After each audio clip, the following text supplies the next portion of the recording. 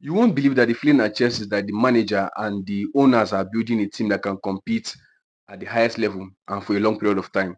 That's the idea of signing all these young players in the bulk, because definitely many of them might not perform. They might not do well. That's the honest truth. But then they know that even if they don't perform, Chelsea can still sell them at a premium price. Even if not so premium price, they can sell them at a price that's higher than they bought them.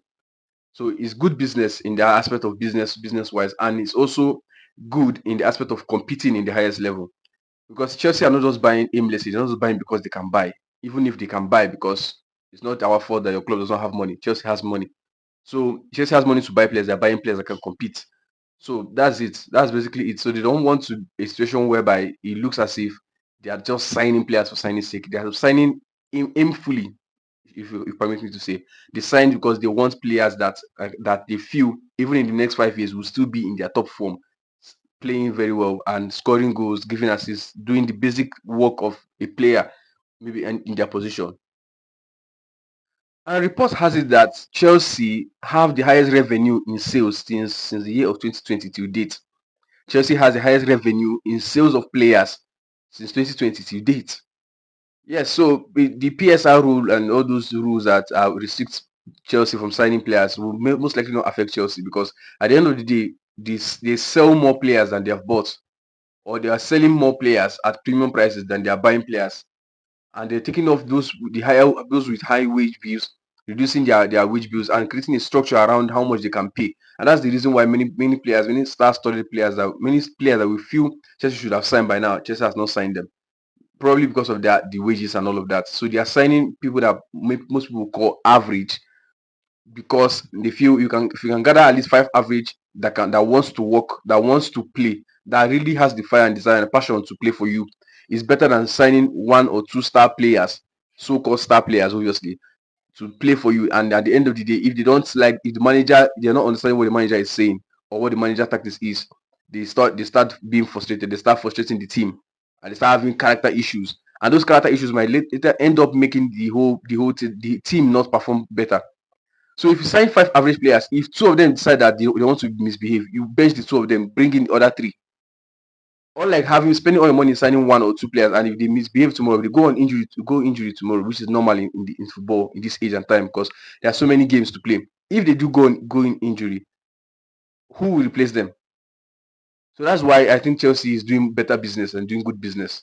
The only issue here is that the chemistry in the team, because yes, having many players affords the manager the luxury of changing his style of play to suit whatever team is going to play against. Assuming you're going to play a team like Man City that plays possession-based football, you might not have possession of the ball against Man City for more than 10 minutes in a normal situation.